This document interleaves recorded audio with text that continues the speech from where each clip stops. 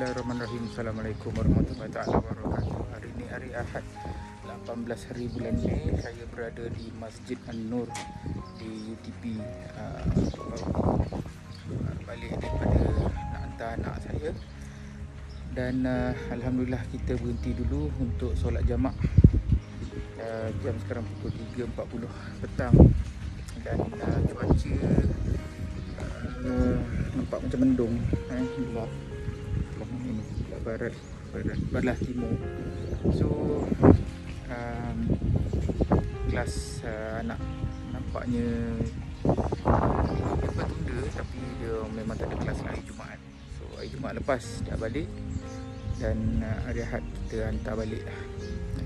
So insyaAllah belajar di mana-mana, ilmu kita cari, insyaAllah ada keberkatan dalam setiap jejak langkah kita menuntut ilmu, insyaAllah. Assalamualaikum.